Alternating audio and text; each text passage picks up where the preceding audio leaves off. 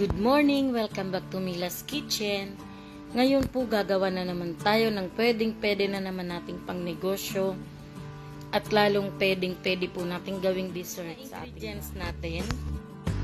3 cups na powder milk, kahit ano pong powder milk pwede. 1/2 cup na sugar. At kailangan rin po natin ng isang latang condensed milk, yung 390 grams. At syempre po yung pangkulay. So, di ko pa sure kung pareho ko yan magagamit. Basta ubi or pandan po. Ayan. At umpisahan na natin. Una natin ilalagay yung condensed milk. Ilalagay natin dito sa 3 cups na skim milk. Skim milk po yan yung gamit kong gatas. At meron po kayong mabibili kung gusto nyong mas makales kayo ng puhunan. May mabibili po kayong mga gatas na mura sa mga baking store. Or pwede rin po sa Lazada. Meron din po sa Lazada na bibili. Ayan. Pwede rin po kayong gumamit ng birch tree or kahit ano pong mga powder milk. Pwede rin naman po yun. Ayan. So, napakadali po nito dahil ang ingredients niya ay 2 lang. Pangatlo yung sugar para pang coating natin kapag natapos na nating mabilog-bilog. So, ayan, mabigat siya.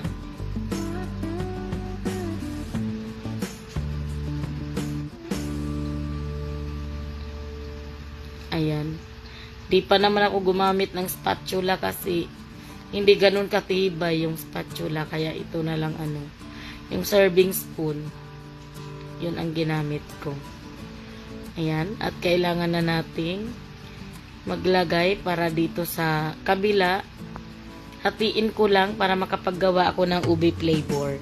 So, di na pala ako gagawa ng pandan flavor. Yan, napakalagkit pala to. Actually, first time ko pong gagawa ng pastillas. Malagkit pala itong pastillas. So, dalawang kulay na lang, dalawang klase na lang po yung gagawin natin. Yung original, saka itong ube flavor. So, ang gagamitin ko itong, pinakita ko nga sa picture, yung flavor it. 1 teaspoon lang ng ube flavor. Ang ilalagay natin.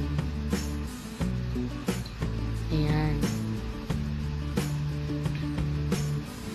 At tuloy-tuloy lang natin hanggang sa makulayan natin ng maayos itong gagawin nating ube flavor. Ang bango, amoy na amoy ube at ang bango ng gatas.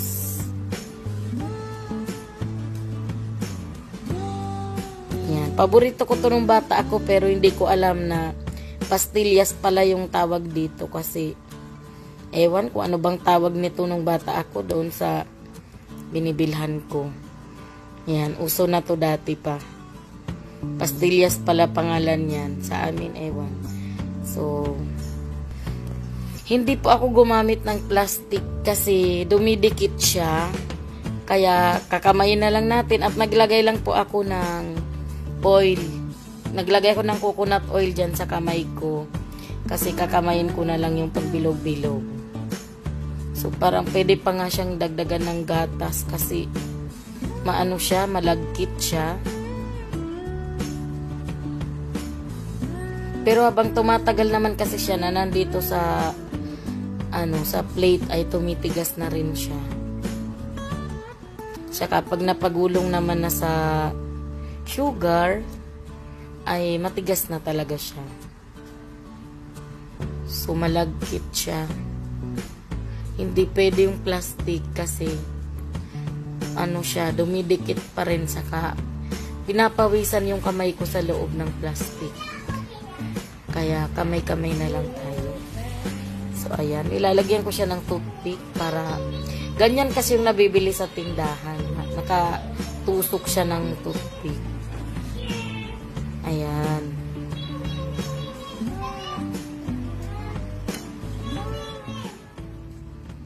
Okay, at so yun, ito na po ay fast forward na tayo, malapit na tayo. Malapit na tayong matapos sa ginagawa natin. Actually, malalaki pa tong mga gawa ko kasi hindi ko naman inexakto-eksaktong 1 teaspoon. So, mga kagawa ka po ng 150 pieces na pastillas. Ito po habang ginagawa ko ay kumakain na yung mga tao ditong kasama ko sa bahay.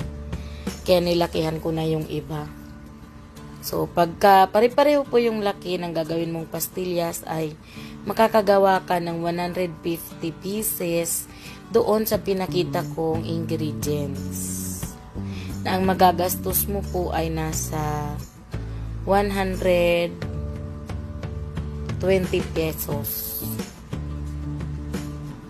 So, nilakihan ko na kasi ito kasi para mabilis. Yan. Ito na po ang ating finished product, ang pastillas na original at ube flavor.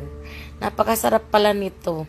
Gatas na gatas. Kasi nga naman, powder milk at condensed milk po ang pinagsama natin. So, yun lang po. Sana po nakapagbigay na naman tayo sa inyo ng idea kung ano yung pwede nating gawing food business or mga dessert. Patok po ito sa mga bata.